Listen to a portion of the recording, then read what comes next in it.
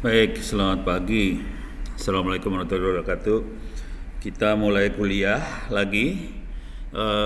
Pagi ini saya akan ngasih kuliah sampai jam 12. Jam 8 sampai jam 10 itu kuliah tentang data science, lebih ke arah big data, data science. Jam 10 sampai jam 12 tentang mikroprosesor. Jadi dua kuliah ini nggak ada hubungan sama hacking sama cyber security. Orang suka nanya, ini kuliahnya urusan sama hacking? Bukan, nggak ada bukan. Jadi kalau pengennya cari hacking, nggak ada. Oke, jadi kuliahnya tentang data science, cyber security. Kalau Anda ini baru ada 6 orang yang ada di Zoom. Di mana di YouTube ada 3 orang. Oke, buat yang di Zoom mungkin Anda punya kesempatan lebih baik karena bisa nanya langsung, buka mic aja langsung nanya kalau mau nanya. Dan saya juga monitoring Zoom, silakan kalau mau. Saya belum share screen ya. Saya share screen dulu lah. Screen mudah-mudahan kelihatan. Kita bisa ngelihat juga di komen YouTube, silakan pakai komen aja ya. Oke. Buat Anda yang di big data atau data science, sebetulnya kuliahnya tidak beda jauh LMS, Ono Center, ORID/Moodle. Juga saya kasih lihat dulu kuliah yang nggak bedanya. Cuman kuliah ini saya tambahin satu. Oke. Di open course ITTS ACD bisa masuk ke bentar. Mana nih data engineering teh? Di sini nih. Nih. Ini yang terbuka ya. Jadi Anda bisa masuk ke ITTS Open Engineering, isinya nggak beda jauh, cuma satu modul aja yang beda nanti. Ada satu modul yang berbeda. Ini kan langsung konsep data science itu apa segala macam. Karena amanat dari kampus pengennya big data, saya tambahin satu modul tentang big data. Oke. Kalau di e-learning juga sama aja, Anda bisa bikin account, dua-duanya bisa bikin account free, baik di open course maupun di e-learning bisa free. Oke. Masuk ke data engineering. Jadi ini yang free. Sama, isinya sama. Cuman sarannya sih kerjain yang di open course. Bukannya apa-apa. Yang di open course di bagian bawah sini, kalau kita turun ke bawah banget, ini ada sertifikat. Jadi kalau Anda nilainya di atas 90, Anda bisa download sertifikat dan ini free. Oke, jadi ini bisa di-download lah. Dari 6.000 orang yang ikut di open course, hanya 17 orang, saya ulang lagi, hanya 17 orang yang bisa dapat nilai di atas 90. Oke, ini kalau Anda berhasil, tinggal diklik aja, bisa di-download nih. Oke,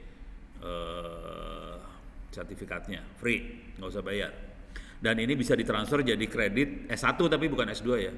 Kredit S1 di open course. Oke. Nah, kuliah yang ini sebetulnya ini buat mahasiswa internal di ITTS, namanya Big Data sama Data Analysis, isinya sama aja, cuman saya tambahin ini aja, Big Data aja. Oke. Karena yang kuliah yang Data Engineering yang di open course nggak ada di dalam internalnya ITTS. Jadi ITTS mikirnya, beda, ya udah serah dah. Pas Ono disuruh ngajar, Ono isinya sama aja. Cuman bedanya ada big data. Oke, beres ya. Oke, sekarang saya akan review kuliahnya seperti apa, dan tugas Anda yang di luar maupun di dalam sama aja, yang di luar kampus sama dalam kampus sama aja. Tugas Anda adalah, saya back dulu lagi ke sini, mengerjakan semua kuis. Kuis UTS UAS dikerjakan boleh berkali-kali sampai dapat nilai 90. Kalau beberapa kuis di awal yang jelek gimana? Ya nggak masalah, ujian lagi aja. Yang diambil hanya nilai yang terbaik. Jadi di tiap modulnya yang ini kebetulan kalau yang data science ini hanya modul yang pakai bahasa pemrograman Orange yang ada kuisnya. Yang Python segala macam nggak saya bikinin kuis, soalnya takut mahasiswanya pingsan. Jadi kuisnya nggak saya kasih, nggak ada kuisnya. Jadi tenang aja, kuisnya gampang, Anda kemungkinan besar akan lulus. Jadi bisa lulus ya, gampang banget lulusnya. Oke, sekarang saya akan overview kuliahnya seperti apa.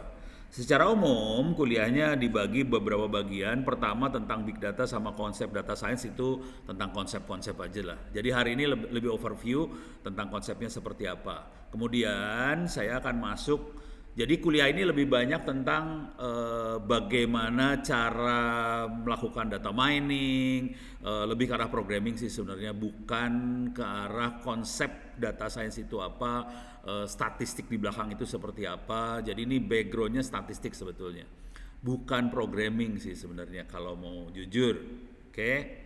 Dan ini setelah konsep, ini ada dua tentang konsep big data sama konsep data science. Kemudian akan masuk tentang Orange. Oke. Nah ini kuliah ini akan fokus di Orange. Walaupun di kuliahnya ada tentang Python, Keras, TensorFlow segala macam, itu nggak akan terlalu saya kasih. Karena takut mahasiswanya nggak kuat sih sebenarnya. Saya lagi ngetes dulu nih sekarang. Karena ini kuliah ini pertama kali dikasih di ETTS, saya antara yakin nggak yakin mahasiswanya sanggup untuk menghandle teknik-teknik yang lebih rumit programmingnya.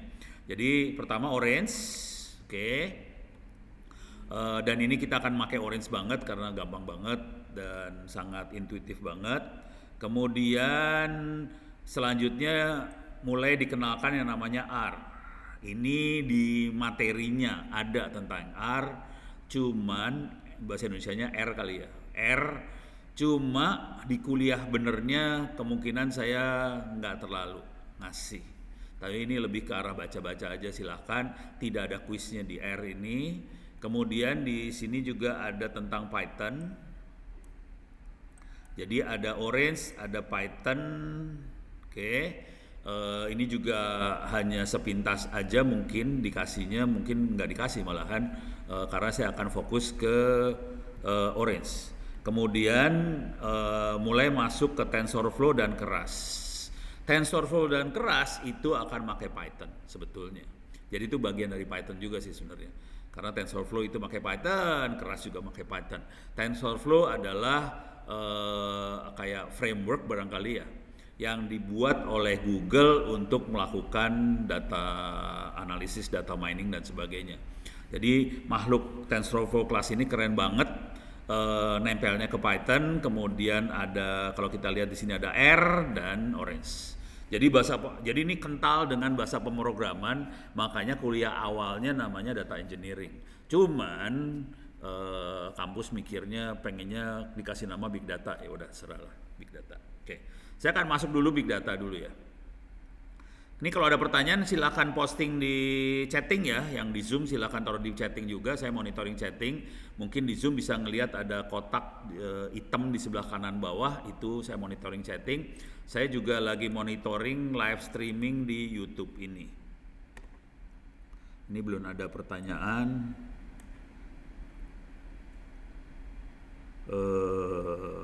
Oke, nggak ada pertanyaan ya. Baru assalamualaikum semua, waalaikumsalam. Oke. Jadi pertanyaan belum ada di YouTube juga. Kalau ada pertanyaan silahkan posting di pertanyaan. Oke, sekarang kita masuk ke jadi overview. Jadi yang pertama tadi big data itu apa, konsep data science itu seperti apa, kemudian masuk ke Orange, Python, Keras. Oke, sekarang big data dulu. Apa itu big data? Jujur, big data itu istilah yang dipakai sama marketing. Jadi sebenarnya secara akademis nggak terlalu menarik sebenarnya big data. Tapi buat dijual ke perusahaan segala macam jadi menarik big data. Coba kita cari ya, big data itu apa? Oke, big data adalah, kita lihat gambarnya aja dah. Big data itu apa lo? Kan ini banget nih, marketing banget ini. Aduh, sebel gue kalau ngelihatnya sih sebenarnya. Big data itu marketing banget. Beda sama data science ya, dan big data. Nah, yang di Wikipedia lebih bener. Ini dari Wikipedia, ini gambarnya lebih bener, yang lain marketing banget. Kita klik aja yang Wikipedia. Kita masuk ke visit ke Wikipedia, karena itu yang paling bagus sih jujur. Nah, sebenarnya sederhana banget. Big data itu sebenarnya datanya gede banget. Sesimpel itu aja sih sebenarnya, data besar sekali. Jadi pada tahun 1986 semuanya masih analog. digitalnya masih sedikit banget, kita nyimpennya dalam banyaknya analog storage. Analog storage adalah pita kaset lah, yang video-video zaman dulu kan ada VHS apa semuanya itu analog semua. Jadi storage-nya semuanya analog.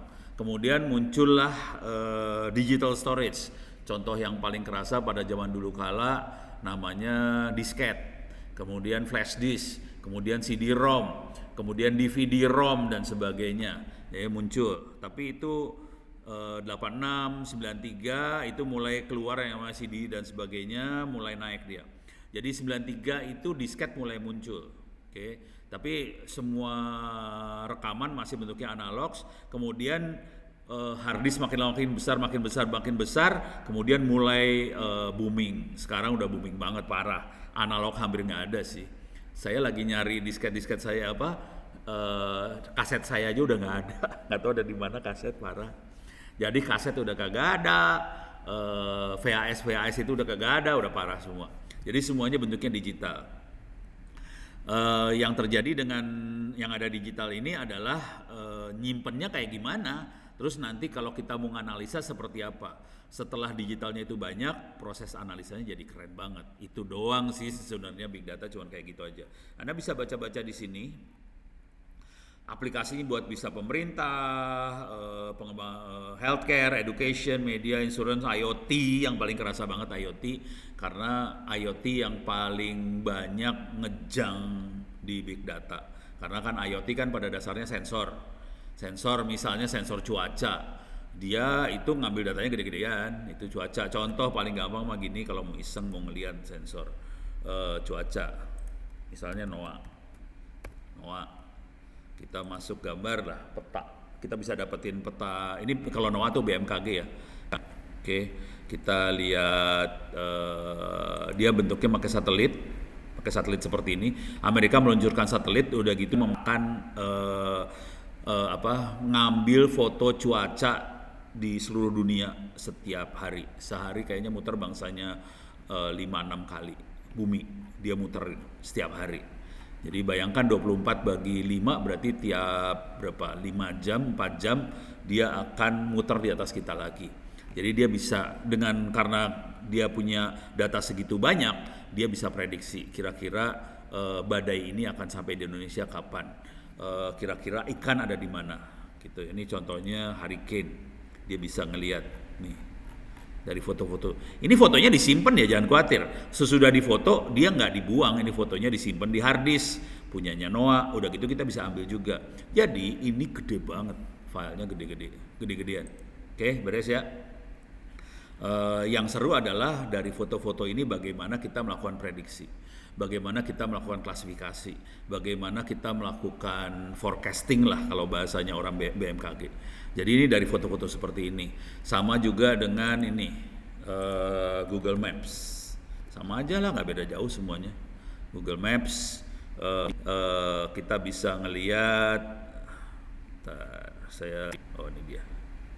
Nih traffic.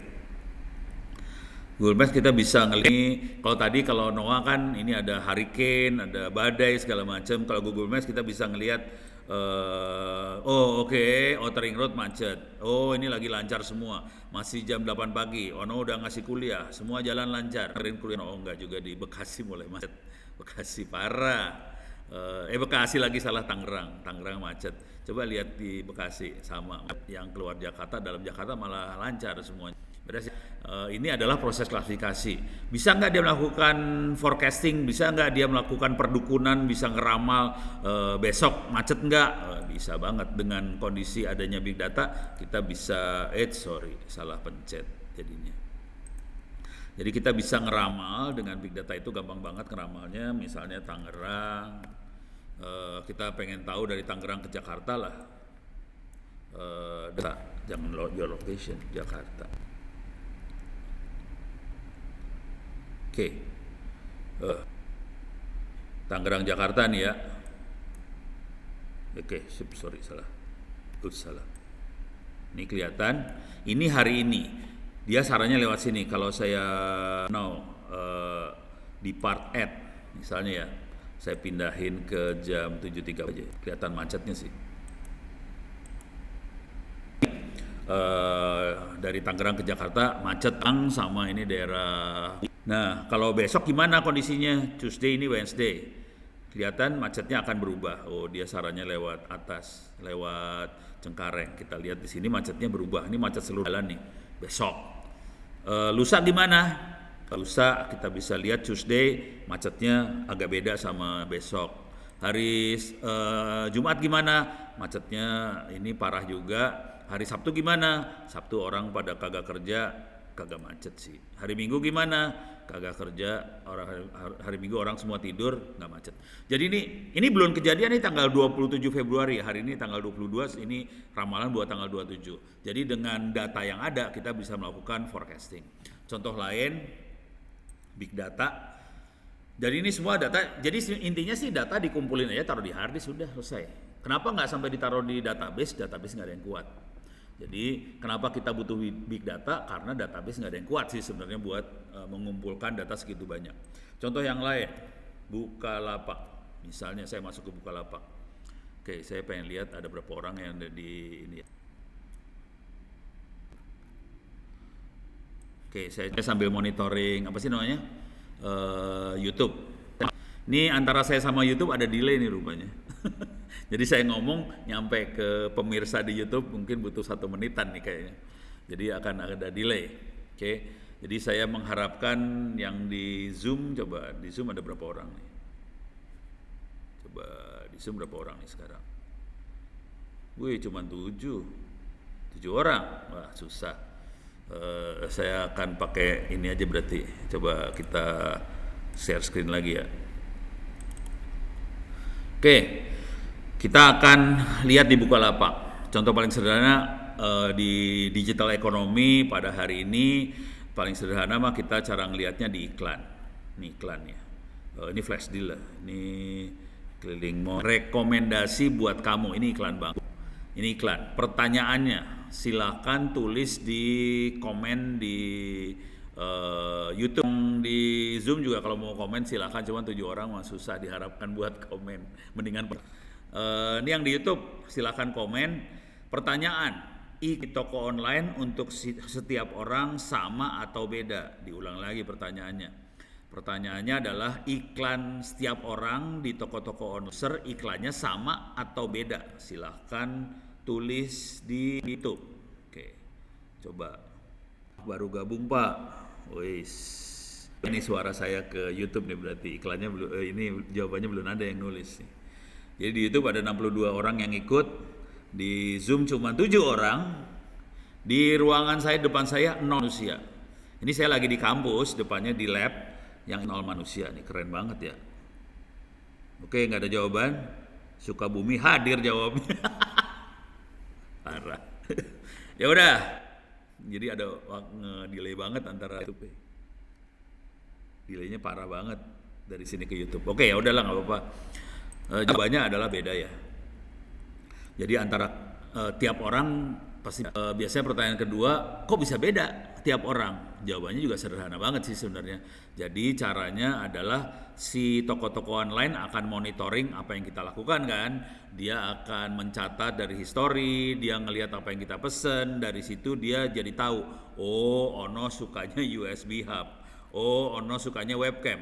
Dikasihlah iklan-iklan webcam, nah dia tahu Ono mesennya kayak gituan aja. Ngapain dikasih iklan kompor gitu ya, nggak akan dipesan sama Ono. Jadi dengan cara ini kita bisa melakukan klasifikasi. Nah ini ada yang jawab di chatting di Zoom, beda ya, benar beda karena dia tadi adalah klasifikasi Ono sukanya apa. Kalau ini tadi di sini juga sama, dia klasifikasi. Ini jalan macet, ini jalan lancar. Dari catatan harian, tiap hari Kamis atau tiap hari Selasa macetnya di mana, tiap hari Rabu macetnya di mana. Dia bisa melakukan forecasting untuk hari Rabu besok kira-kira akan macet di mana. Jadi dia bisa melakukan klasifikasi, dia bisa melakukan forecasting. Beres ya. Dan ini saya lihat di Zoom ada Feby lagi ngerjain ini ya, apa sih namanya, analisa tulisan teks data mining. Itu kayak ngasih nilai ujian esai. Kita tahu ujian esai itu kita nulis. Bayangkan bisa nggak dari tulisan ini kita nilai, oke tulisan ini angkanya berapa, dapat nilai berapa, apakah 1, apakah 2, apakah 3, atau 4, 5, 6, dan sebagainya. Jadi kita bisa juga melakukan nilai seperti itu. Yang sering dilakukan cuman apakah ini tulisannya positif atau negatif. Itu kan ini ya, kalau di media sosial kita bisa lihat komentar orang positif negatif, yang sering kayak gitu. Kalau esai nilainya lebih banyak, bukan positif negatif, 1, 2, 3, 4, 5, 6, 7 sampai 100 gitu nilainya. Jadi kita juga bisa melakukan penilaian seperti itu sih sebenarnya. Jadi itu namanya forecasting, atau klasifikasi juga boleh sih, tergantung cara ngelihatnya seperti apa. Kalau cuman ini jalan macet atau lancar, itu klasifikasi. Kalau ini sentimen tulisannya positif atau negatif, kategorinya klasifikasi. Kalau ini banyak nilainya 1, 2, 3, 4, 5, 6, 7, 8, 9, 10, itu klasifikasi juga, tapi klasifikasinya lebih linier, lebih nilainya banyak banget gitu ya. Beres ya, udah mulai kebayang kan makhluknya, mudah-mudahan kebayang nih. Kalau ada pertanyaan silahkan tulis loh, di komen boleh, kalau di YouTube mau ngomong pakai komen ya. Yang di Zoom juga silahkan pakai komen. Oke. Saya akan masuk. Oh ini beda, baru kelihatan jawabannya. Jelas beda karena histori. Ini dari M. Arif Rizky di YouTube menjawab karena histori. Jadi kelihatan banget ya. Udah pada. Jadi tugas dari kuliah ini adalah sebetulnya kan tadi pakai histori ya. Tugas kuliah ini adalah lebih ke arah bagaimana kita mengambil data histori tadi dan kita bisa melakukan klasifikasi atau bisa kita lakukan forecasting atau kayak gitu. Jadi tugas kuliahnya itu bukan itu histori, itu apa, bukan. Jadi tugas kuliah ini adalah bagaimana kalau kita sudah punya data dan kita pengen melakukan klasifikasi tadi. Ono hobinya apa? Iklan apa yang cocok dengan Ono? Dan ini ada dari ekonomi digital. Jadi kalau Pak Presiden, Bu Menteri itu ngomong soal ekonomi digital segala macam, kunci di balik ekonomi digital bukan ada web, bukan ada toko online, bukan 5G di mana-mana. Kunci yang paling menentukan dari ekonomi digital ini supaya berhasil adalah data science ini. Big data ini. Kuncinya ada di situ. Dan jujur ini bayangin aja ya. Dan ini sudah kejadian hari ini. Karena si toko online, YouTube, Facebook segala macam itu bisa secara presisi tahu Ono sukanya apa, mereka betul-betul presisi untuk Ono. Jadi dia akan langsung tahu. Beda bisa menggunakan cookie. Jadi si iklan jadi sangat presisi banget. Si YouTube ini juga paling gampang juga ngelihat gini lah. Coba lihat YouTube aja. YouTube. Pasti Anda masuk ke akun YouTube Anda masing-masing, video yang dikasih akan beda untuk tiap. Video yang dikasih ke Ono dengan video yang dikasih ke orang lain akan beda videonya. Oke. Jadi karena si YouTube juga menganalisa Ono sukanya apa. Konsekuensinya juga iklan yang dikasih ke Ono akan beda dengan iklan yang dikasih ke orang lain. Itu semua di belakangnya adalah data science. Beres ya? Dan ini akibatnya adalah orang masang iklan akan lebih suka masang iklan di YouTube, di Facebook, di media sosial daripada masang iklan di TV. Daripada masang iklan di koran. Daripada masang iklan, ini minta maaf aja ya. TV, koran, radio yang paling kasihan sih sebenarnya. Itu udah susah iklannya. Radio itu lebih mengandalkan pemirsa, pendengar yang ada di mobil hari ini. Kalau di rumah nggak terlalu, karena orang dengerin Spotify. Jadi radionya kasihan, ditinggal. Tapi kalau di mobil, walaupun saya juga dengerin Spotify di mobil, tapi sebagian orang masih dengerin radio di mobil. Jadi radio paling kasihan hari ini. Teman-teman saya yang punya radio akhirnya ngomongnya, aduh hari ini dapat iklan di radio susah banget. Koran yang hanya mengandalkan koran cetak juga teriak. Hari ini iklan koran cetak turun banget. Tapi koran yang ada online-nya, koran dan majalah yang ada online-nya mungkin masih selamat karena dia diaksesnya secara online. Tapi kalau TV juga kalau dia tidak ada online-nya susah hidup.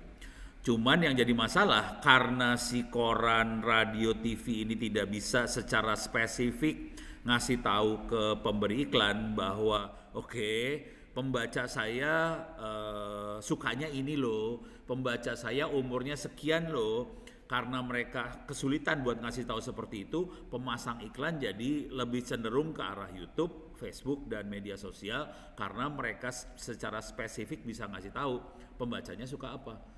Toko-toko online juga sama bisa ngasih tahu yang beli ini sukanya apa. Jadi iklan happy, dia akan ngasih duit ke makhluk-makhluk ini.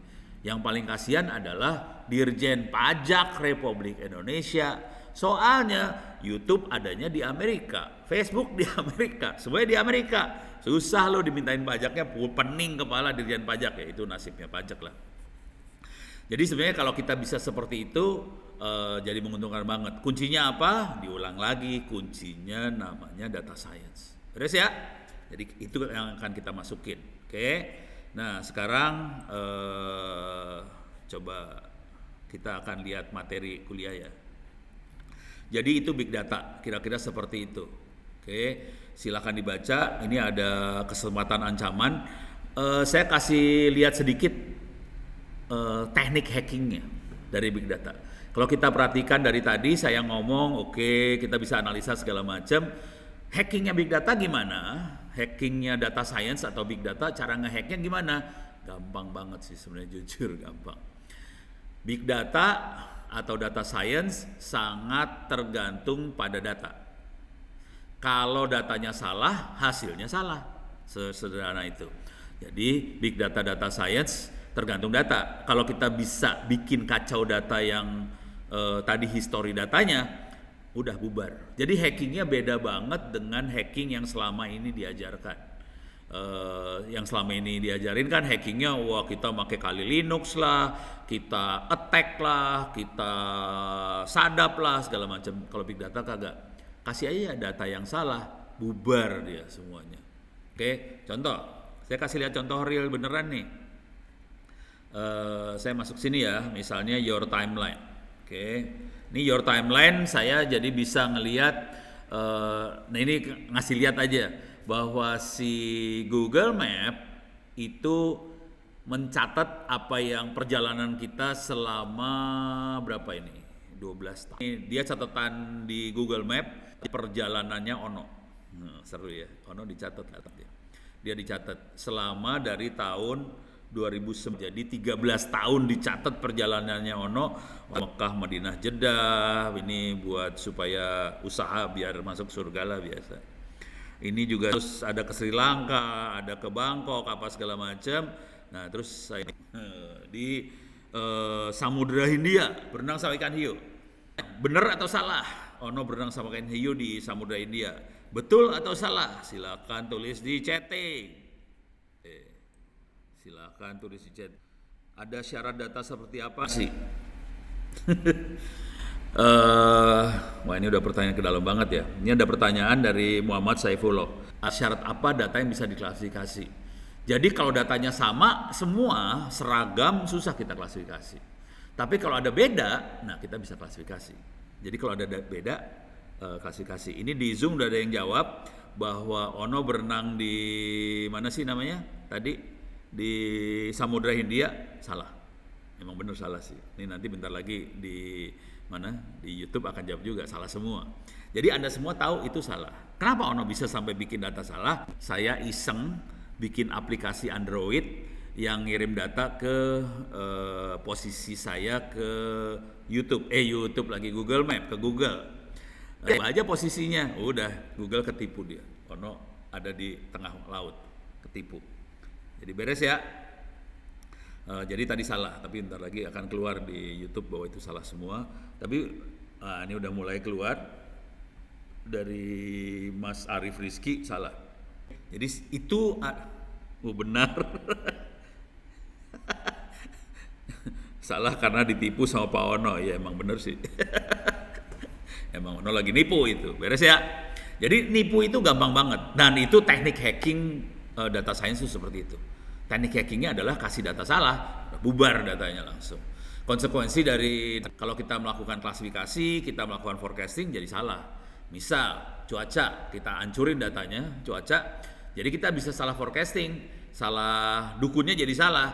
Besok harusnya karena ini udah berapa hari ada badai di sini, padahal kita tipu aja, ada badainya mah nipu aja, gampang lah gituan mah. Beres ya? Oke. Jadi tekniknya hackingnya, konsekuensi dari situ apa? Kalau kita mainan data science, konsekuensi yang paling nyebelin adalah kita membersihkan data dari data salah. Jujur, kalau Anda mainan data science, kerjaan paling besar adalah membersihkan data atau menyiapkan data, bukan melakukan programming untuk melakukan atau melakukan programming untuk melakukan forecasting. Programming itu cepat. Yang salah paling besar adalah membersihkan data. Contoh, teman-teman di Tempo ada pusat data analisis Tempo PDAT, mereka yang menyimpan data-data dari Satu Indonesia. Lihat ya, Satu Indonesia Award. Oke. Ini Satu Indonesia Award sudah berapa tahun ya? 12 tahun kali ya. Kita akan launching Satu Indonesia Award kalau nggak salah 2 minggu lagi atau minggu depan, nggak tahu, lupa. Jadi kita akan launching Satu Indonesia Award. Satu Indonesia Award ini diberikan pemenang-pemenang 2021 kemarin. Saya masukin ke Satu Indonesia Award aja ya, klik biar kelihatan. Jadi Satu Indonesia Award diberikan, ini minta tolong pada anda semua ya, diberikan pada anak-anak muda yang umurnya di bawah 35 tahun dan sangat inspiratif. Jadi Satu Indonesia Award ini nyari anak muda, tolong didaftarkan, tolong dimasukkan. Oke. Jurinya keren-keren, ada Ono di sebelah sana yang rada gelo. Ini ada Pak Fasli, Profesor Fasli Jalal, ada Profesor Emil Salim. Pak Fasli itu pernah jadi wakil menteri di Diknas.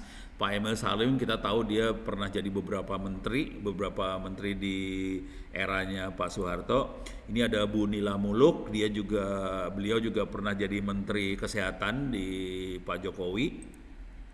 Jadi ini menteri, Bu Tri Mumpuni aktivis keren banget untuk underground. Ini penjahatnya ada di sini satu. Kemudian ini ada Pak Azul, ini dari Tempo. Kemudian ini yang paling cantik juga ada di sana, jangan khawatir. Ini Pak Billy Bun, aktivis buat entrepreneur dan sebagainya. Pak Boy dari Astra dan Budia dari Astra. Ini juri-jurinya. Tapi yang penting adalah ininya nih, pemenang-pemenangnya. Pemenangnya keren-keren banget. Tolong kalau Anda tahu orang-orang yang kira-kira nanti inspiratif, tolong didaftarkan. Dan waktu pendaftaran ini bentuknya tulisan. Jadi kita bentuknya tulisan, masukin dan kita bisa nganalisa. Nanti dikasih nilai sama jurinya. Oke. Dan ini sekarang kita lagi uji nyali percobaan supaya kita bisa menganalisa ini pakai AI, machine learning, karena datanya udah gede banget. Kategori big data udah ribuan data. Karena tahun lalu aja sekitar 15.000 nggak tahu, pokoknya belasan ribu lah yang masukin nominasi. Dan ini kita harus peres menjadi belasan pemenang. Jadi setengah mati meresnya. Kalau yang meres manusia setengah mati. Jadi kita akan coba pakai big data di sini, mainan machine learning lah di sini. Jadi itu fungsinya salah satunya. Beres ya? Oke. Itu, nah, tapi saya tadi lupa. Cerita ini adalah saya ngasih tahu, saya waktu bikin program buat menganalisa machine learning butuh waktu cuma 30 menit. Bikin programnya 30 menit doang dan hasilnya bagus langsung. Yang jadi masalah adalah karena ini datanya puluhan ribu dan dikumpulkan selama belasan tahun, yang ngumpulin adalah teman-teman di PDAT Tempo. Dan ternyata teman-teman ini harus meluangkan waktu sekitar 6 bulan buat membersihkan data, membereskan data tadi. Jadi yang kerjaan paling nyebelin dan nggak gampang adalah mengumpulkan data, membereskan data supaya bisa dimasukkan ke program machine learning. Jadi ini akan terjadi sama Anda semua juga kalau masuk ke dunia data science. Kerjaan paling nyebelin adalah menyiapkan data tadi. Oke, dan ini kalau dengerin saya cerita tadi, penyiapan datanya itu belasan tahun. membersihkan data, menyiapkan supaya bisa diproses sama machine learning 6 bulan. Programmingnya cuma 30 menit. Running programmingnya sampai keluar hasil paling juga di bawah 5 menit sih. Asli, kenceng banget ini proses. Cuman yang nyebelin adalah nyiapin data. Asli nyiapin data sebel banget. Beres ya? Jadi udah kebayang, jadi prosesnya setengah mati sebetulnya, bukan di programmingnya, tapi nyiapin datanya. Dan untuk nyiapin data kita harus ngerti polanya seperti apa, data apa yang bisa kita proses sebenarnya. Kalau datanya terlalu ngejang, ya nggak bisa diproses entarnya, gitu. Jadi kira-kira itu tadi ada pertanyaan di YouTube tentang itu juga sih. Jadi waktu kita ngelihat data, ya ini udah harus ngebiasain diri aja. Pas waktu ngelihat data, wah ini datanya kayaknya ngejang banget. Jadi kalau jang kita nggak bisa. Harus datanya kalau bisa nggak terlalu jang gitu. Jadi kita buang semua noise yang nggak butuh, yang nggak diperluin. Oke, dan itu jam terbang di situ sih. Oke, kita akan coba lihat lagi. Coba ada pertanyaan nggak di YouTube sambil saya lihat ini ya. Oke, di YouTube nggak ada pertanyaan, di Zoom juga tidak ada nggak ada pertanyaan. Streaming YouTube saya kayaknya setengah mati nih. Karena kecepatannya cuma 1,6 kilo bps. 1,6 kilo, 1,6 mega bps. Oke, ini udah beres urusan ancaman di big data security-nya. Nah, kalau Anda mainan big data, salah satu yang sering kedengeran di kuping kita adalah Hadoop dari Apache. Apache, keluarga Apache banyak banget, dia ada Hadoop, apa segala macam. Tool-tool yang dikembangkan buat big data. Cuman kalau kita udah main big data beneran, ini pengalaman pribadi sih. Saya pernah nyoba Hadoop sih. Saya pernah nyoba Hadoop dan konsekuensi yang terjadi dengan saya, hard disk saya jebol. Saya ulang lagi ya. Hadoop bagus buat nyimpen data-data besar segala macam, oke lah. Cuman kita butuh mesin yang bagus juga untuk bisa menjalankan Hadoop dengan bagus. Oke. Jadi dia emang dirancang buat menangani data yang besar banget. Di dalamnya bukan cuman file system aja, di dalamnya sudah ada tool-tool buat melakukan mengekstrak segala macam data udah disiapin. Oke. Jadi kalau kita main big data serius banget, ya boleh pakai Hadoop. Cuman karena saya punya pengalaman buruk dengan Hadoop dan server saya waktu itu hard disk saya hancur bener, rusak. Hard disknya rusak bener. Akhirnya saya tinggal tuh Hadoop. Jadi sekarang saya pakai file system biasa aja. Kemudian saya programmingnya pakai Orange. Udah sih ya, udah kebayang ya? Kabarnya kayak gitu. Sekarang kita ini udah big data udah kebayang, makhluknya kira-kira seperti itu. Ada yang namanya Hadoop, cuman nggak rekomen sih. Ya udah kalau nanti Hadoopnya bertambah baik silahkan dipakai. Cuman saya akan pakai file system biasa aja buat nyimpen data saya. Beres? Oke, kalau mau iseng silahkan search aja Hadoop, bisa dibaca-baca lah. Apache Hadoop. Oke, ini banyak banget toolnya, ada library-nya bejibun asli. Frameworknya kira-kira kayak gini lah. Ada ekosistem yang dia bikin, ekosistem. 3 yang warna merah ini terutama core-nya, intinya yang di sini sampai MapReduce. Oke, MapReduce ini buat data processing-nya. Kemudian ada yang buat aksesnya, ada OZ, ada HKatalog, ada Hive, ada Peak, ada Mahout, ada banyak banget lah. Jadi ada banyak tool-tool lain sekitar Hadoop. Cuman ininya sendiri ngeri makanya, ngeri. Tapi kalau Anda bisa pakai ya nggak masalah sih, bagus banget. Ini kalau bisa pakai oke. Yang di Hbase ini oke juga.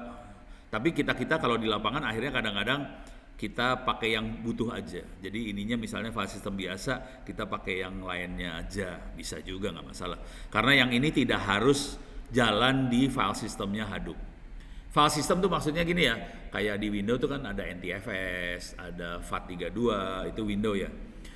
Jadi ini kayak NTFS, cuman dirancang untuk big data, kira-kira kayak gitu. Cuman menyeramkan kalau pakai. Itu aja sih komentar. Cuman kalau nggak percaya, sarannya coba aja, paling jebol hard disk, itu aja sih. Kenapa hard disknya jebol? Karena kalau kita udah main Hadoop, sebaiknya listrik tidak mati, komputer tidak ngejepret. Saya waktu itu jebol karena listriknya mati. Maklum, namanya juga plus 62, listrik mati. Ya udah, harddisk jebol. Bagus. Lumayan 2 juta hilang waktu itu, ya sudah nasib lah. Sejak itu saya sakit hati dengan Hadoop. Oke, lanjut ya. Jadi ini Hadoop, silakan dilihat, dimainkan. Oke. Yang keuntungan sama keuntungan data mining, big data bisa baca-baca lah. Tapi kira-kira itu yang saya jelasin tadi. Sekarang kita masuk ke data science. Oke. Kalau kita lihat overview-nya ya nggak beda jauh sama apa yang saya jelasin tadi sih sebenarnya. Oke. Data science itu apa segala macam ya seperti yang saya sebutkan. Tapi kira-kira dia akan ngasih gambaran, dia akan membandingkan antara orang statistik zaman dulu sama data science. Oke. Jujur ini bukan dunia informatika sih sebenarnya, ini dunianya dunia matematik dan statistik sih sebenarnya. Jadi pada zaman ini ada keywordnya, ada when, why, what, where, how. Oke.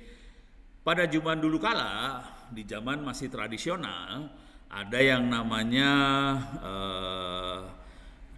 analisa data. Oke. Kapan dipakainya data science? Pada saat analisa data. Kenapa kita pakai data science? Karena memang organisasi butuh dan sebagainya. Prosesnya seperti apa? Ada proses pengumpulan data, survei dan sebagainya, pengumpulan data, dikasih label lah, apa segala macam. Oke. Misalnya data dari harga saham, data dari customer, media sosial, trading keuangan, finance seperti trading mata uang dan sebagainya. Bahasa pemrograman yang dipakai kalau diperhatiin nanti sama loh, bahasa pemrogramannya sama aja ya. Mau di tradisional sama big data sama aja. Pakai R, pakai Python, pakai SQL, pakai MATLAB segala macam. Ini sama aja. Cuman di sini kalau kita udah mainan big data, kita mulai main skala. Ini yang dari Hadoop ya, skala. Nah, softwarenya yang udah jadi contohnya adalah Excel, SPSS, zaman dulu. Kalau yang di big data Hadoop, HBase dan sebagainya. Oke. Ada di data analisa, ada data arsitek, data engineering, database administration. Oke. Di sini ada big data arsitek, ada big data engineer. Ini kira-kira yang data. Nah, kemudian masuk ke dunia bisnis, ada yang namanya business intelligence. Oke. Ini mungkin teman-teman IBM dan teman-teman itu mereka mulai mengusulkan namanya business intelligence. Tapi mereka lebih fokus ke data finance, data keuangan kali ya, data transaksi bisnis segala macam. Dia melakukan business intelligence. Oke. Dia bisa ngelihat KPI, dia bikin dashboard segala macam. Tujuannya adalah inventory management, mengoptimasi harga, karena kan mereka perang harga banget di internet, kan mereka perang harga banget. Bahasa programnya sama aja, toolnya Excel lagi. Nah, tapi ada tool-tool yang lain, mulai Power BI. Power BI itu Microsoft punya biasanya. Oke. Ada business analysis, konsultan, developer. Nah, sekarang yang modern hari ini ada data science. Ada dua, ada yang tradisional, ada yang machine learning. Tradisional kita bisa pakai regresi, ada linear regresi, ada logistik regresi, logistik regresi itu clustering ya, pengelompokan. Jadi ada yang regresi linear, kalau datanya linear, kayak misalnya contoh tadi nilai, yang penting harus kita sadari adalah kalau kita sudah mulai main di data science, datanya tidak lagi angka loh, datanya bisa kata-kata, datanya bisa gambar, datanya bisa huruf. Tadi kata-kata huruf ya. Jadi angka bukan hanya angka. Oke. Secara umum kalau di big data science tradisional ada 3. Ada regresi, ada clustering, ada time series. Jadi kalau regresi itu datanya linear. Jadi misalnya contoh paling gampang ini ada pertanyaan dari Mas Ahmad Hidayat di Zoom. Barangkali ada contoh penerapan big data untuk trading seperti forex, commodity, cryptocurrency itu termasuknya time series. Ya, ada penerapannya dan kita bisa melakukan. Tapi biasanya trading forex, commodity, crypto itu kita ini ngomong jujur dulu ya, terus terang dulu. Si algoritmanya walaupun ini kategorinya dukun, kita pengen nebak. Tadi kan saya kasih lihat Google Map, itu dia bisa nebak sampai seminggu ke depan kira-kira trafiknya seperti apa karena kita ngumpulin datanya bertahun-tahun. Hal yang sama dilakukan juga untuk forex, foreign exchange, commodity sama cryptocurrency. Cuman dan itu kategori time series, jadi dia nebak ke depan besok apa yang akan terjadi. Cuman dia nggak bisa sampai sebulan lagi atau setahun lagi, nggak bisa. Rata-rata paling cuma sehari. Besok apa yang terjadi? 2 hari aja itu errornya udah mulai gede. Jadi kalau time series ya bisa, tapi biasanya besok gitu. Jadi bisa. Dan itu toolnya ada di Orange, lo hati-hati. Jadi kalau mau iseng silahkan analisa pakai Orange. Yang jadi masalah adalah ngumpulin historical datanya tadi. Yang seru dari commodity, forex, cryptocurrency, data ini kita nggak bisa melakukan prediksi hanya dari data transaksi aja. Kita perlu menganalisa datanya dari data berita, misalnya presiden bikin pengumuman apa, misalnya ada di bitcoin.co.id di tempatnya siapa Oscar, lagi ada apa, misalnya kalau ini kemarin kan siapa artis yang lagi launching Axis teh, Anang, nah itu akan merubah harga banget. Jadi si program analisa time series tadi harus dihubungkan sama berita juga. Jadi itu yang bikin seru sih. Jadi nggak bisa dari transaksi doang, kita harus analisa dari berita juga. Oke.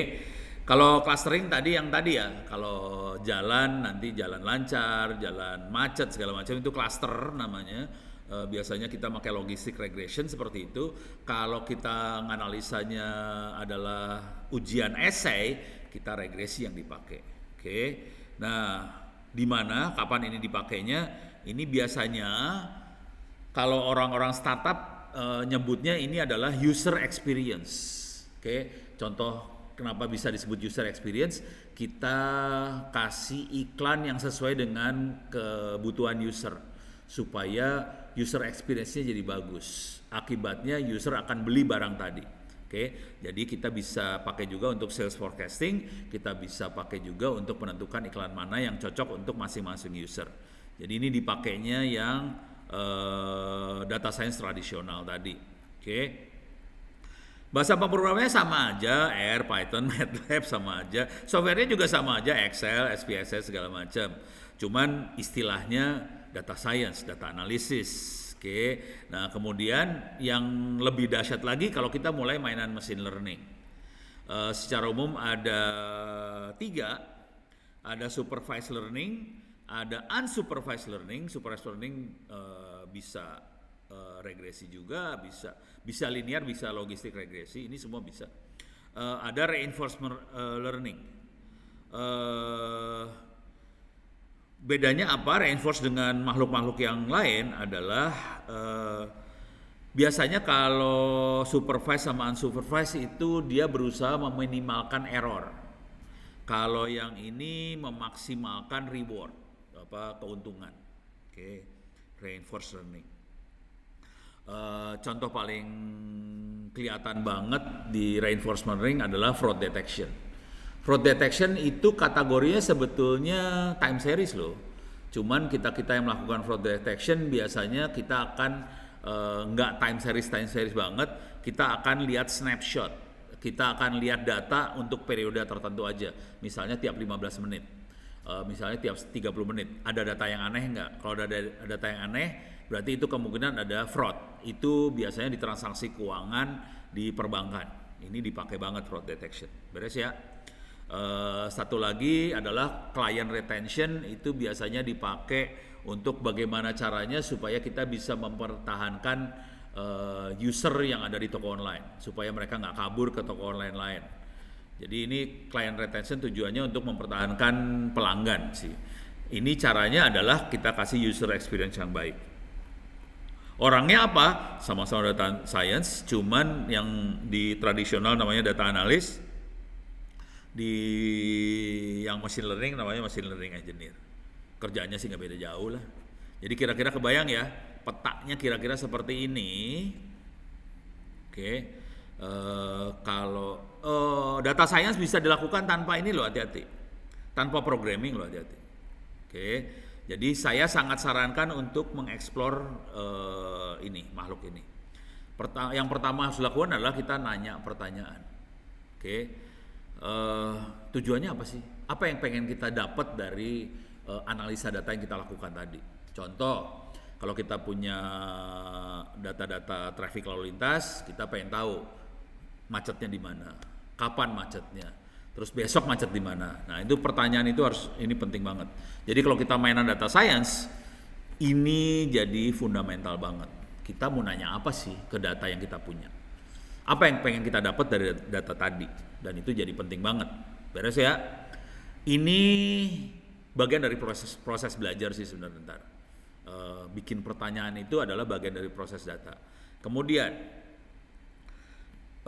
gimana caranya kita dapat data? Mau sampling. Kalau hari ini sampling jadi aneh sebenarnya. Jujur hari ini sampling aneh. Karena kita bisa dapat seluruh data tanpa sampling. Keren banget men. Nanti kalau kita orang statistik, kalau Anda pernah belajar di dunia statistik, yang seru adalah bagaimana teknik sampling yang kita pakai. Kalau kita udah main di dunia IT, sampling udah nggak penting. Soalnya semua data bisa kita ambil tanpa sampling. Jadi contoh di toko online, emang dia cuma ngelihat sedikit-sedikit dari Ono belanja apa aja. Nggak seluruh belanjaan Ono dilihat. Ya kagak lah. Orang toko online bisa ngelihat Ono belanja apa aja, ya semua yang Ono belanjain dilihat. Tidak ada sampling di situ. Cara berpikir ini kayaknya jarang ada di orang statistik. Jadi orang statistik hari ini berpikirnya karena mereka dididik dengan keterbatasan yang ada zaman dulu, kebanyakan berpikirnya kita harus melakukan sampling. Kalau kita yang udah ada di dunia IT, sampling udah nggak peduli karena kita dapetin semua data. Beres ya. Jadi ini cara dapetin datanya seperti apa. Yang paling penting lagi adalah masalah privacy. Berapa kali saya ngasih webinar tentang data science ini, pertanyaannya simpel aja. Boleh enggak data ini, misalnya paling sederhana ginilah, boleh enggak data yang ada di kependudukan Dukcapil kita pakai? Masalah nih, di Dukcapil itu ada nama, ada alamat, ada macam-macam loh. Itu ada privacy enggak di situ? Kalau nggak apa-apa ya kita bisa pakai. Cuman kan itu ada nama, ada tanggal lahir segala macam. Itu privacy namanya. Nah itu harus dibuang sih. Jadi nggak semua data bisa seenaknya dipakai sih sebenarnya. Jadi ini masalah. Jadi pertama nanya ask. Kedua gimana caranya kita dapat data. Setelah kita dapat data, kita eksplorasi data tadi. Kita explore.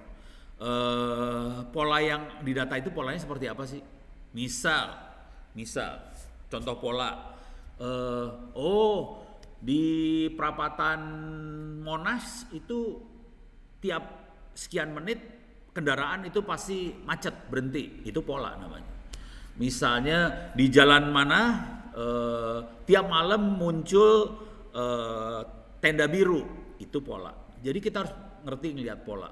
Pola itu bisa apa aja bentuknya, tidak harus angka, tidak harus video, tidak harus gambar, tidak harus kata-kata, tapi pola itu harus kita bisa lihat. Misal contoh, belakangan ini banyak sekali, ini contoh sederhana banget ya.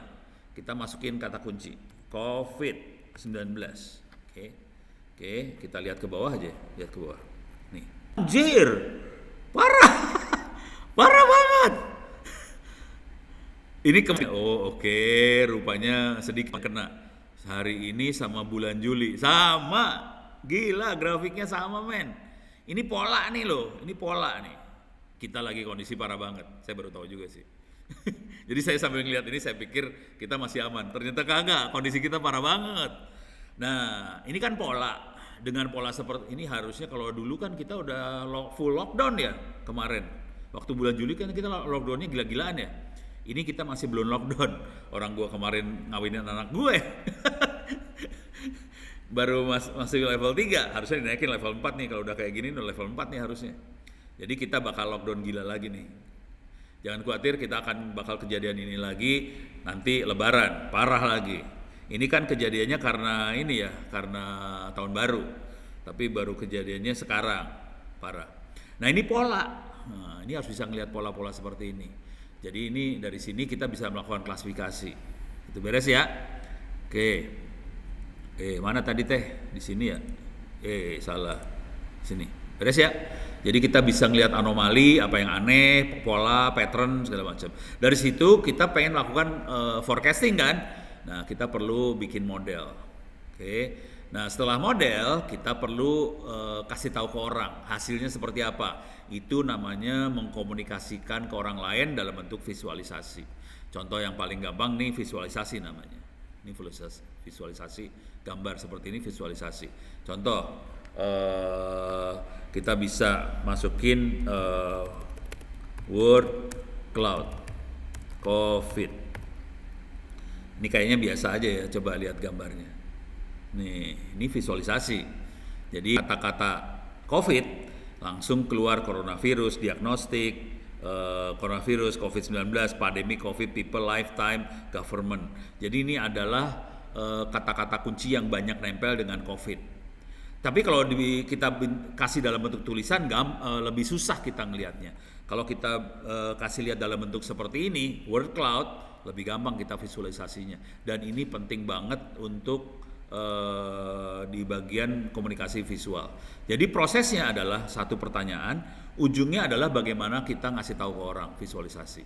Oke. Jadi kalau bentuknya bentuk laporan tugas akhir, tewas lu di sininya tewas nih ujungnya. Jadi pertanyaannya bener tapi visualisasinya ngaco banget. Kalau bentuknya tesis, disertasi, tugas akhir. Jadi prosesnya saya ulang lagi, tanya, dapetin data, eksplorasi data, lihat yang aneh, bikin model, visualisasi. Prosesnya kayak gini. Dan proses ini bisa dilakukan pakai tangan loh, hati-hati. Beres ya? Sip ya? Oke, ini di Zoom tidak ada pertanyaan, saya akan coba lihat di sini. Di YouTube ada pertanyaannya. Pak, kalau lulusan IPA SIPS sudah menyelesaikan Python, PCAP, Essential, Cisco. Urusannya Cisco. Apakah lebih tepat ke data science atau kemana? Bebas sih. Data science juga bisa ke Cisco, ke PCAP juga bisa, nggak masalah. Karena ini buat anda yang belum tahu apa itu PCAP. PCAP adalah packet capture. Jadi kemampuan untuk melakukan jadi Cisco sebenarnya bukan PCAP, bukan Cisco sih. PCAP itu teknik capture paket. Oke. Konsekuensi dia bisa nangkep paket adalah kita bisa ngelihat paket data yang lewat. Nah, ini penelitian yang paling keren di dunia adalah bagaimana kita bisa menganalisa pakai machine learning dari data-data yang berhasil ditangkap pakai PCAP tadi. Dan kita bisa menganalisa misalnya serangan yang baru-baru, virus yang baru, ransomware yang baru, trojan yang baru yang nggak ada di database sebelumnya, kita bisa analisa pakai machine learning. Pakai machine learning jadi kalimatnya kira-kira gini, kayaknya ini serangan deh, kira-kira gitu. Jadi ini hanya bisa dimengerti kalau dia mainan PCAP. Oke. Ini SMA IPS, keren loh. SMA IPS riset-riset yang PCAP sama data science itu rata-rata hari ini levelnya S3 sama S2 sih. Tapi kalau Anda bisa ngerjain ini di S1, mendingan lu kuliah. Kita butuh orang seperti Anda yang jago-jago kayak gini. Mau nanya saran tempat magang untuk memperdalam data. Bingung. Jujur Indonesia kekurangan tempat-tempat seperti itu. Salah satu yang oke, kok gue jadi lupa ya. Ini lebih ke image sih, image detection gitu ya. Bentar. Ini bentar, saya pakai ini aja deh. Pakai Satu Indonesia Award. Soalnya ini dapat Satu Indonesia Award kemarin. Bentar, mana sih Satu Indonesia Award tadi mana? Satu Indonesia Award ini dia. Ini, oke. Saya akan mundur ke 2017 kalau nggak salah. Coba kita lihat 2017 ya. Wish. Makasih Ja. Kuliah dulu yang penting mah. Jangan gituan dulu. Oke, ini bukan. Ini pemenang-pemenangnya nih 2017. Bukan 2018. Ini dia. Noteflux. Oke, ini Noteflux. Ini keren banget makhluk ini. Noteflux. Cuman dia data science-nya video ya, gambar ini. Noteflux, ini dia, noteflux.io. Website sih noteflux.io, lokasinya di Kemang. Parah, semuanya bahasa Inggris. Lokasi machine learning dan informasi video. Jadi dia melakukan image analysis, segala macam ya. Oke, ini bagus. Kalau Anda bisa daftar sebagai magang di sini, keren banget. Customer dia parah, Gojek, Jakarta Smart City, apa segala macam dan banyak lagi sih customernya dia. Cuman mereka analisa gambar ya, video. Oke, silahkan. Ini Noteflux. Satu lagi mungkin bisa coba ngelamar ke Tempo juga. Di Tempo, tapi ntar ngomong sama Mbak Feby lah. Di Tempo ada pusat data sama analisa Tempo, kali-kali aja nerima buat orang magang. Cuman kalau magang ngeblank banget, kayaknya mereka juga rada nggak punya energi buat ngajarin. Kalau Anda udah punya ilmu dikit dari kuliah ini, mereka kayaknya dengan senang hati menerima Anda magang.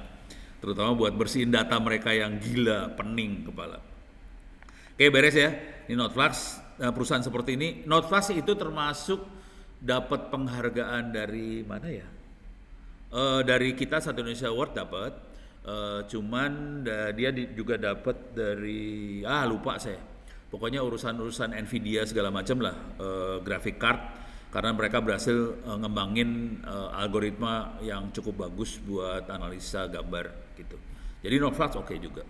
Cuman orangnya jago-jago loh, hati-hati kalau udah main kayak ginian. Ini perusahaan yang jago-jago isinya. Jadi bukan sembarangan. Jadi kalau Anda mau ngelamar ke situ, sebaiknya Anda jangan ngeblank. Jangan berharap diajarin aja. Anda harus bisa jual diri juga. Saya jagoan, tolong diterima saya buat magang. Soalnya ini saya buka rahasia dulu ya. Kita sekarang kalau ngelihat anak magang, kita pengen mereka nantinya di hire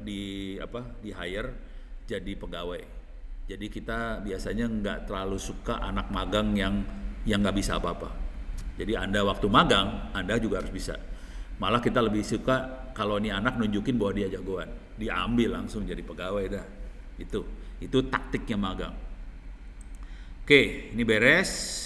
Saya lihat lagi di sini ya. Oke. Di chatting nggak ada lagi pertanyaan. Sekarang saya akan lanjut. Saya masih punya waktu sekitar 45 menitan lagi. Saya akan masuk ke ini udah. Lihat gambar semua ya. Jadi nerangin gambar aja sih sebenarnya. Nah, ini adalah timelinenya. Kapan mulai data science itu berkembang segala macam. Jadi judul kuliahnya Big Data, tapi sebenarnya saya akan ngasih data science. Jadi tahun 43 ada yang namanya neural net lah. Terus ada teori komunikasi matematik tahun 48, bisnis intelijen mulai tahun 58, kemudian database yang kita kenal sekarang, MySQL segala macam, relational database di tahun 70-an. Nah, mulai booming gilanya main 2006 mulai parah banget. Ini ada Hadoop, ada segala macam. Oke. Data science mulai diusulkan. Ini data mining awalnya 96-an. Nah, ini mulai diusulkan, mulai dipertanyakan tahun 97. Apakah statistik sama data science sama? Nah, ini seru nih urusannya. Dasarnya sih kalau saya sebagai orang luar data science, saya ngelihatnya statistik adalah fondasi data science. Cuma data science sudah lebih berkembang lagi dari statistik sih. Gitu ya. Ini cuma sampai 2019 nih. Ujungnya adalah Python. Jadi bahasa yang paling keren yang dipakai namanya Python. Nah, bahasa yang akan kita banyak dipakai di kuliah ini namanya Orange Data Mining. Silahkan Anda install di komputer atau laptop Anda. Nih, Orange kayak gini. Jadi saya akan menerangkan dengan programming seperti ini yang gampang banget ini. Oke, bentuknya sangat ini banget sih. Grafik banget nanti programmingnya. Jadi amat sangat gampang banget. Jadi nggak usah khawatir, programmingnya sederhana. Jadi nggak usah. Nah, Anda bisa masuk sini orangedatamining.com, masuk ke klik download ini, diklik aja. Ada yang buat Windows, ada Mac OS Linux. Jujur, yang paling gampang pakai Windows sekarang. Sialan. Yang pakai Linux parah, suka nggak jalan, sebel saya sih sebenarnya. Jadi Linux ini suka nggak jalan. Buat Anda yang pakai Linux, lebih gampang download dari sini yang udah jadi. Jadi masuk ke LMS, Ono Center, Pustaka, masuk ke Data Engineering. Nah, di sini ada file OVA, Ubuntu Desktop Minimalis OVA. Bentar, saya geser dulu. Gedenya lumayan 12 GB, silahkan di-download. Ini buat menjalankan, dan ini yang saya pakai sekarang juga, buat menjalankan Orange itu di VirtualBox. Oke. Jadi buat Anda yang pakai Linux bisa pakai VirtualBox, jalanin Orange-nya. Cuman kalau Anda pakai Windows, silahkan download yang Windows, jalanin lancar sih, jalan. Mungkin saya harus cari yang ada di Docker segala macam kali ya, supaya lebih gampang. Soalnya kalau OVA berat banget sih ke mesin. Oke. Jadi mesinnya seperti ini, teknik programmingnya kira-kira mana tadi gambarnya? Iyalah, salah. Ini salah. Di sini bukan. Salah. Ya udah. Tadi Orange tadi ya, programmingnya bisa dilihat di Orange. Oke. Nah, sekarang saya akan masuk ke kasih gambaran sedikit filosofi di belakang programming ini. Ini silakan baca-baca, saya nggak akan masuk. Nah, ini data science seperti apa. Nah, ini yang saya akan coba kasih lihat. Oke, nah coba saya cek dulu ada pertanyaan nggak di YouTube.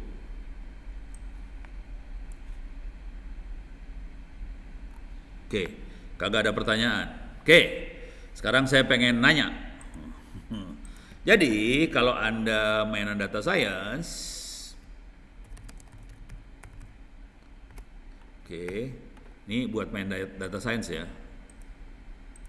Sebetulnya yang Anda lakukan adalah memecahkan persamaan seperti ini. A kali X plus B sama dengan Y. Oke, silakan dijawab di chatting baik di Zoom maupun YouTube. Persamaan apakah ini? A kali X plus B sama dengan Y. Persamaan apakah itu? A kali X plus B sama dengan Y. Persamaan linear, betul. Ahmad Hidayat sudah jawab, betul. Coba YouTube akan ngedelay sih, jadi curang banget nih. YouTube sih akan telat jawabnya pasti. Ini ada pertanyaan, saya jawab aja ya. Pak mau tanya apakah Orange Data Mining bisa direkomendasikan buat research? Jawab singkat dan jelas langsung. Bisa banget, dan saya sudah bikin paper jurnal pakai Orange. Oke, silahkan saya kasih lihat paper jurnal pakai Orange-nya ya. Bentar. Tapi nggak tahu nih jurnalnya bisa diakses lewat internet kagak ya? Coba bentar. Orange, salah. 1 Indonesia ono Orange. Ada jurnalnya nggak ya? Kalau nggak bisa diakses di internet, kayaknya nggak tahu nih jurnalnya. JTK, nama jurnalnya JTK sih. JTK. Iya. Mudah-mudahan. Ini dia.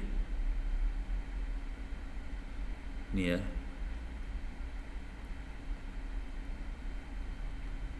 Author ada ono nggak di sini? Ini dia.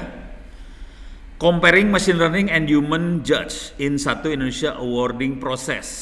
Ini PDF, silahkan di-download. Ini udah jurnal beneran ya.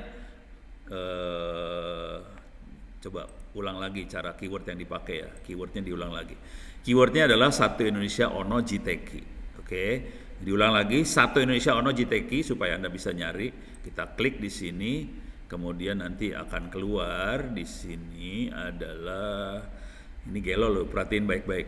Orang lain satu paper berapa orang, satu paper berapa orang, satu paper berapa orang, satu paper berapa orang, Ono sendirian. Satu yang lain gerombolan, si Ono sendirian bikin paper jurnal gelo. Kita klik PDF-nya. Oke, saya download this PDF file. Oke. Kita download ini dia, lagi download, udah ke download. Nih. Oke. Nih yang Ono W. Purbo di Institut Teknologi Tangerang Selatan di Tangerang Selatan, masuk paper jurnal sendirian aja. Tapi jujur ini saya lagi iseng banget nulis nih, kalau ini iseng masukin jurnal. Ini perhatiin, ini orange langsung. Ini orange semua. Source code-nya saya kasih lihat di paper jurnalnya, saya kasih lihat source code. Hati-hati. Jadi jawab singkatnya, ya, orange bisa dipakai riset dan saya sudah buktikan dan saya bisa publikasi di jurnal. Beneran. Beres ya. Jadi ini jawabnya iya, bisa dipakai. Oke. Persoalan linear semuanya bisa jawab persoalan linear. Oke, sekarang kita lanjutkan yang ini. Misal, ini saya kasih contoh soal ya. Misal, kalau di mainan machine learning, tadi ada komentar di YouTube, kalau bisa saya neranginnya pelan-pelan. Ya udah. Kalau enggak, ini kan ini akan direkam dan rekamannya ada di YouTube segala macam, jadi Anda nggak usah khawatir lah. Walaupun ini saya kelihatannya agak cepat, nanti Anda bisa lihat ulang videonya. Jadi saya nggak akan pelan-pelan, soalnya waktu saya tinggal 45 menit kurang. Oke. Soalnya abis ini saya harus kasih kuliah lagi tentang mikroprosesor, jadi beda kuliah. Jadi jangan khawatir, nanti sampai jam 12 ada 2 kuliah yang akan di streaming ke YouTube. Pagi adalah data science, nanti jam 10 sampai jam 12 mikroprosesor. Oke, sekarang saya masuk ke persoalan linear ini. Kalau kita main data science, X dan Y-nya tidak harus angka. Kalau data science ya, X-nya bisa gambar, bisa suara, bisa kata-kata, bisa tulisan, bisa suka-suka lu masukin apa aja di X dan Y. Oke, tapi sekarang supaya Anda merasakan, saya akan pakai angka dulu di X dan Y. Misal, saya punya X1, dapetin datanya Y-nya 7, X-nya 2, Y-nya 8, X-nya 3, Y-nya 9. Oke, jadi saya ulang lagi ya. X1, Y7, X2, Y8, X3, Y9. Oke, saya masukin angka. Proses ini namanya training nih sebenarnya. Kalau kita belajar machine learning, ini training namanya. Jadi kita kasih data. Dan ini adalah supervised learning sebenarnya. Jadi saya kasih tahu kalau X-nya 1, Y-nya 7 loh, kalau X-nya 2, Y-nya 8 loh. Jadi supervise, kita kasih tahu, kita kasih bocoran. Kalau X-nya apa, Y-nya apa, kita kasih bocoran, ini namanya supervised learning. Dan proses ngasih bocoran namanya training. Sekarang kita melakukan modeling.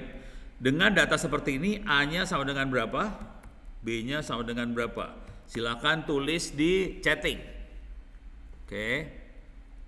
Silahkan tulis di chatting A berapa, B berapa. Jadi belum keluar. Saya ulang lagi ya.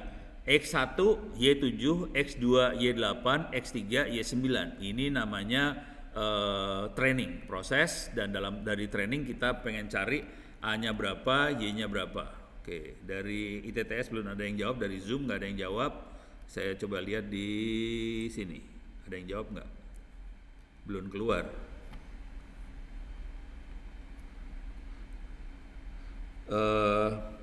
Izin bertanya, benarkah Linux itu kernel atau OS?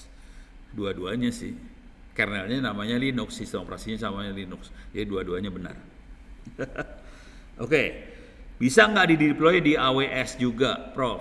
Bisa aja. Cuman nanti kalau di AWS kan seringkali kita butuh, tapi kalau di AWS bentuknya ini ya, Python kali ya, bukan Orange. Karena Orange GUI, grafik. Gitu ya pertanyaan. Buat machine learning kan Pak, Iya, buat machine learning. Oke. Udah keluar A dan B-nya berapa? Ini di chat nggak ada yang bisa jawab, di chatnya YouTube juga nggak ada yang jawab nih. A berapa, B berapa? A1 B6. Keren bener, tapi namanya keren banget, sial. Namanya parah banget, sial.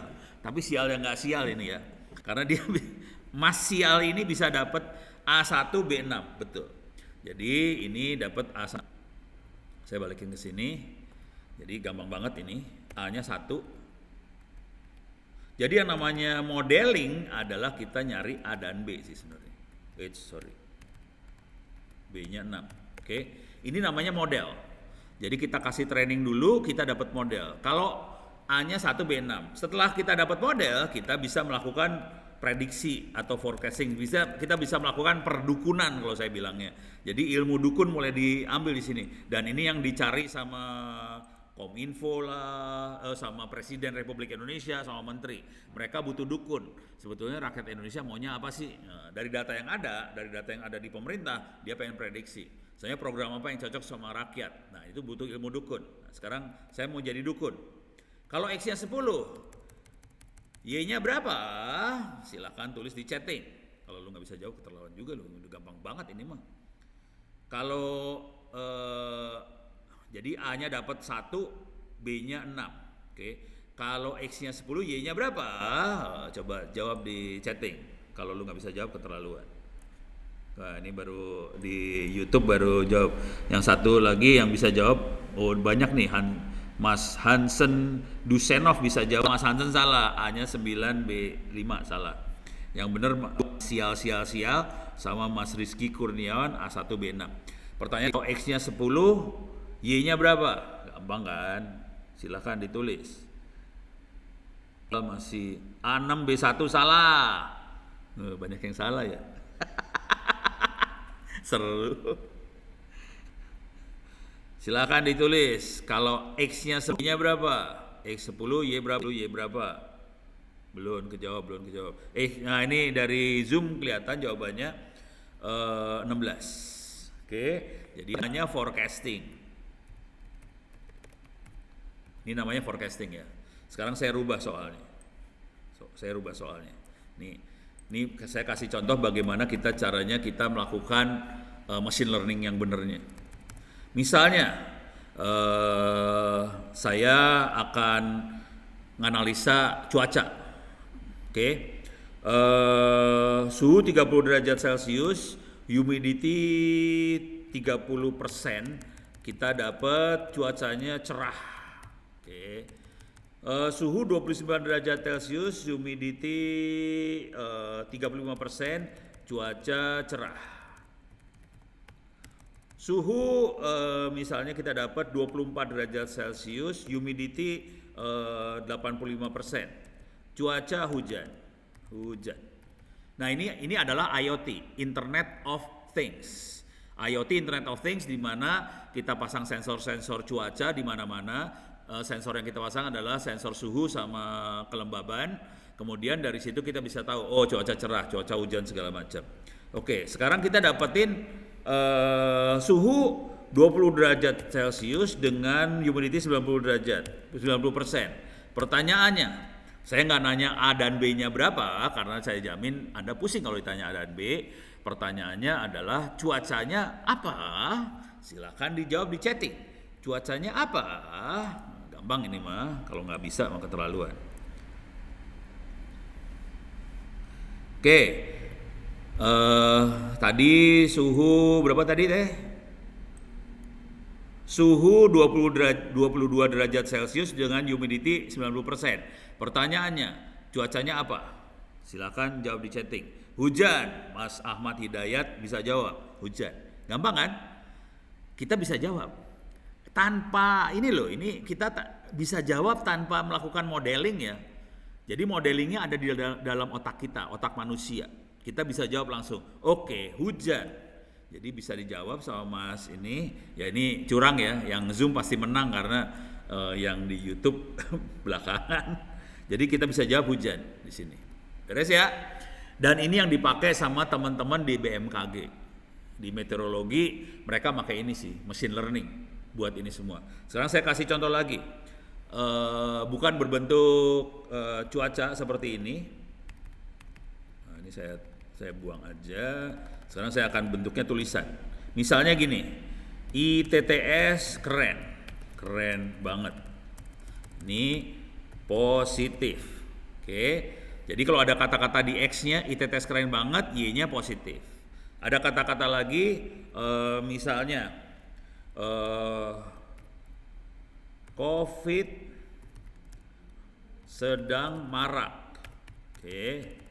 Negatif. Oke. Misalnya nasi goreng itu tidak enak. Oke. Negatif. Oke, sekarang pertanyaannya. Ini datanya yang saya kasih training kayak gini ya. ITTS keren banget positif, COVID sedang marak negatif, nasi goreng itu tidak enak negatif. Itu data training. Sekarang saya pengen melakukan forecasting, perdukunan. Kalau ada kata-kata seperti ini misalnya, anak itu mati ketabrak. Kira-kira positif negatif. Oke, kira-kira positif negatif. Silahkan dijawab di setting. Oke, langsung pada tahu lagi semua negatif. Oke, ini yang kasihan yang ada di Zoom ya. Coba kita lihat yang Zoom. Oh, Zoom bisa jawab hujan terlalu cerah. Hujan angin dodar gelap. Oh, dodar teh naon dodar teh. Sial langsung bisa jawab banget ya. Dodar gelap, dodar teh naon dodar nggak tahu saya. Oke. Nah, ini yang di Zoom udah bisa jawab negatif. Saya pasti yakin yang di ini juga bisa jawab negatif. Oke. Coba lihat. Ini kayaknya Zoom tadi ada yang masuk nih. Ini berawan. Oke. Yang tunggu lagi bentar lagi. Belum. Udah. Ya udahlah, saya biarin aja. Udah pasti yang di Zoom juga jago juga lah. Yang di YouTube bisa jawab. Ini bisa jawab, ini negatif. Oke. Dengan cara ini kita melakukan apa aja sih sebenarnya? Caranya cuma kayak gini doang. Jadi yang namanya machine learning sesederhana ini cara berpikirnya sih sebenarnya. Jadi kita lakukan training, kita dapetin model. Cuman di sini yang di bawah modelnya nggak saya kasih lihat ya, soalnya bingung modelnya seperti apa. Karena modelnya bisa macam-macam. Udah gitu kita dapetin forecasting. Kita bisa forecast. Jadi prosesnya cuma 3 sih sebenarnya. Training, model, forecast atau klasifikasi. Kalau ini kan hujan sama cerah klasifikasi ya. Ini negatif, positif, klasifikasi. Kalau ini forecast nih sebenarnya. Ini forecasting yang atas. Yang bawah klasifikasi nih, 2 klasifikasi. Dan proses ini karena kita ngasih tahu ini namanya supervised learning. Karena kita kasih tahu ke mesin bahwa kalau angkanya seperti ini, hasilnya seperti ini. Kalau inputnya seperti ini, hasilnya seperti ini. Kita melakukan supervised learning. Nah, kalau kita praktekkan beneran, kalau kita lihat nanti kejadian benerannya, sebagian besar proses machine learning adalah supervised learning, bukan unsupervised learning sebetulnya. Supervised learning, dan kalaupun kita melakukan unsupervised learning, hasil unsupervised learning ini nanti harus dicek lagi sama manusia. Jadi kita bisa melakukan unsupervised learningnya nanti dicek sama manusia karena tetap otak manusia lebih pintar daripada mesin sih sebenarnya. Beres ya? Dan ini menjadi dasar utamanya karena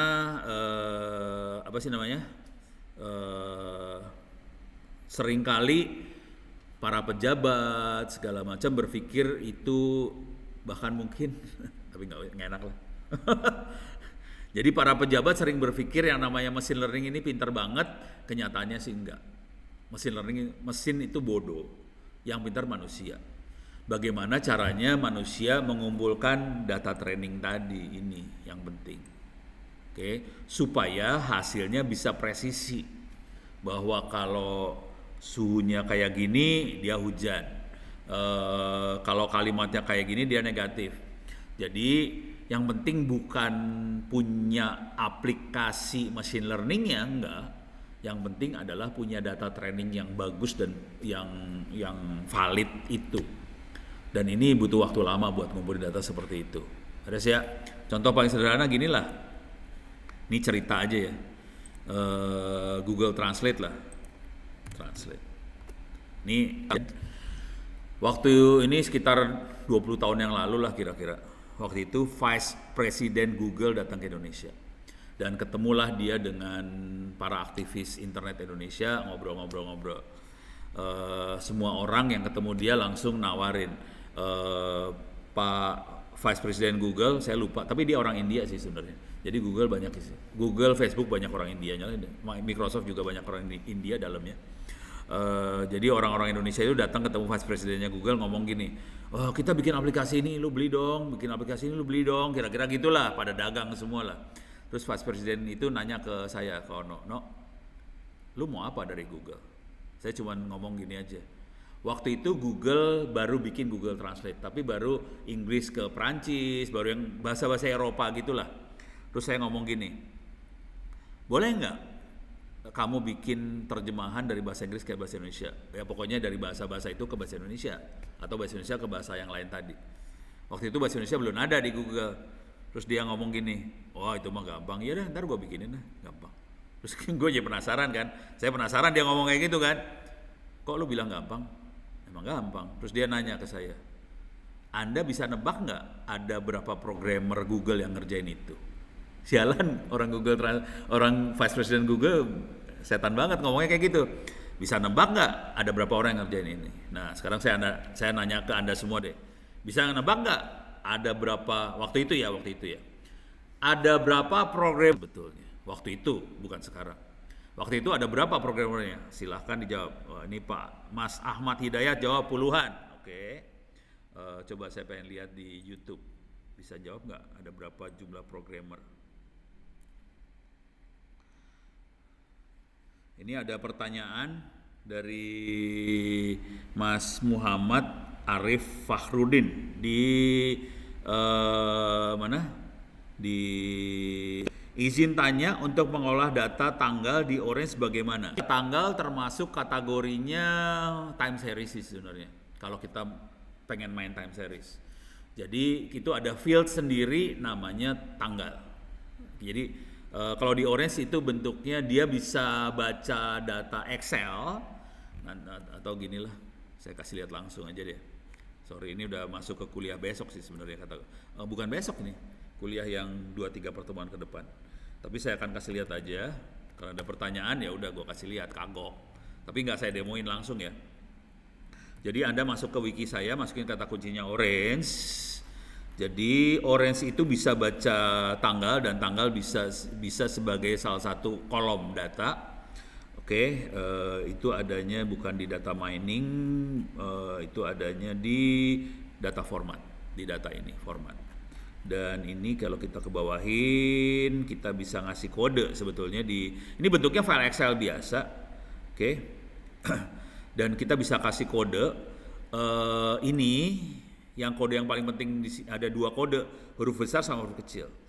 Kalau huruf kecil itu adalah ini adalah buat data training atau apa? Ini kalau kelas atribut itu Y. Kalau tadi AX plus B sama dengan Y, ini Y-nya nih yang penting. Yang lainnya ini nggak penting sih sebenarnya. Tapi ini aja yang penting. Dari 4 itu saya sering pakai yang kelas atribut aja. Jadi Y-nya tadi. Oke. Nah, sisa datanya itu berarti X semua. Jadi X-nya tidak harus berbentuk satu kolom, X-nya bisa banyak kolom dan kolomnya itu bisa isinya, nah ini jenis datanya. Datanya bisa continuous, bisa discrete, bisa time, bisa string. Cuman gini doang, kita kasih tahu aja, itu adalah time loh, cuman gitu doang, cuman kita kasih T. Ini masuknya di mana antara CMIW ini sama CDTS ini masuknya di mana? Masuknya di sini nih, saya gedein aja ini. Nah, di sini. Jadi kan kita biasanya ngasih nama dari kolom. Ini ada function, ada gene, ada apa segala macam. Nah, ini kita kasih kode di sini. MS pagar. Jadi ada pagar terus huruf kecil huruf besar. Kalau M itu nggak penting sih sebenarnya, itu cuman metadata aja. Ini adalah X-nya, oke, X-nya yang ini. Nah C ini adalah Y-nya. Ini ngasih tahu data ini Y, gitu. Beres ya? Oke, saya ini mudah-mudahan kejawab nih. Tapi ntar kita praktekin beneran lah. Dua pertemuan ke depan atau 3 pertemuan ke depan kita akan praktekin ini beneran gitu ya. Tapi cuman kayak gini doang sih, dari data yang bentuknya Excel kita kasih kode supaya si Orange itu tahu, oh ini buat klasifikasi, ini adalah data continuous, ini discrete, ini waktu, time, date segala macam, ini text, oke, string. Oke, coba kita lihat di Orange, sudah ada yang bisa jawab belum? Ada berapa? Banyak, puluhan, mungkin 40, 100 sih. Yang paling benar cuman Mas Anugrah Wibisono, ada 2 orang. Ya.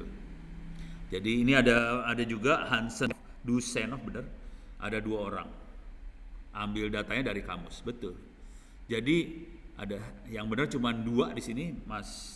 Oh, dua-duanya Hansen. Ada 2. Jadi ada Anugrah Wibisono sama Hansen. Jadi 2 orang.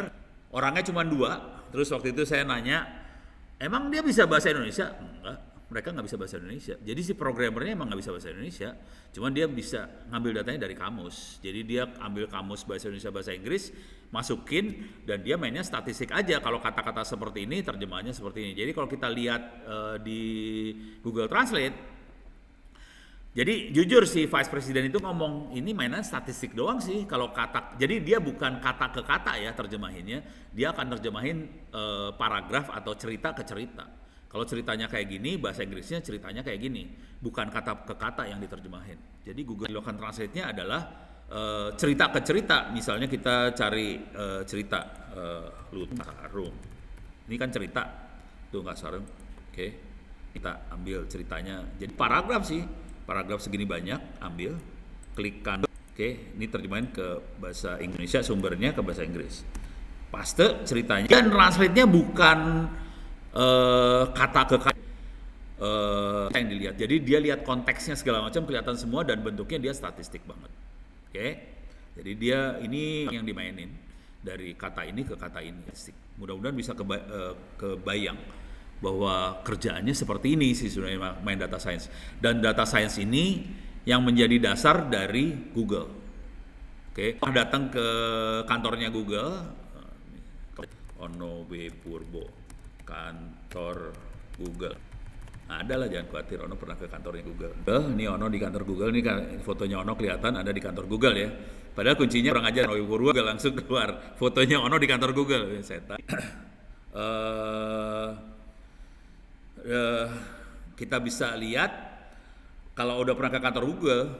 Terus waktu itu saya nanya ke orang-orang Google, sebenarnya dia nanya ke saya sih, lu tahu nggak Google perusahaan apa? Kita langsung bilang Google perusahaan search engine. Salah, bukan search engine, email. Google perusahaan apa segala macam. Langsung Google bilang enggak, salah semua. Google adalah AI company, artificial intelligence company. Jadi dia mainannya data science sih sebenarnya. Di balik search engine, di balik email, di balik Google Drive, apa segala science sebetulnya Google itu. Konsekuensi data science, dia melakukan analisa apa yang kita kerjain, dan dari analisa itu dia melakukan klasifikasi sama forecasting. Dan itu yang menjadi bensin untuk digital economy yang kita alami hari ini. Oke, mudah-mudahan udah kebayang bahwa makhluknya kira-kira seperti. Coba ada pertanyaan nggak? Saya coba pengen lihat aja, ada pertanyaan nggak? Dua pakai program, nggak sekarang udah. Karena dia udah mulai bikin TensorFlow segala macam gitu. TensorFlow-nya gilanya di free-in lagi gelo. Ini ada pertanyaan dari kuliah berikutnya di live di YouTube lagi nggak Pak? Mau ikutan belajar lagi? Iya, insya Allah. Jadi kuliah berikutnya akan saya streaming ke YouTube, kuliah. Kalau iseng banget di open course juga. Jadi kuliahnya akan ada saya streaming di YouTube. Search aja di saya. Jadi cara searchingnya gini lah. Masuk ke YouTube channel YouTube saya Ono Center ya. Masuk Ono Center, nanti akan bentuk, karena kuliah ini big data sih sebenarnya. Jadi silahkan lihat, ini kelihatan ada 2022 bulan 2 tanggal 22, ini angkanya 2 semua ya. Yang sekarang, dan ini nggak akan saya delete, file streaming ini tidak akan saya delete. Silahkan Anda nanti ikutin dengan kata kunci big data ini. Oke. Nah, kuliahnya ada di sini. Ada di Ono Open. Silahkan dilihat-lihat kuliahnya. Dikerjakan kuisnya, dikerjakan UTS UASnya. Kalau Anda dapat nilai 90 bisa di-download. Kuliah yang big data ini buat internal ITTS ya.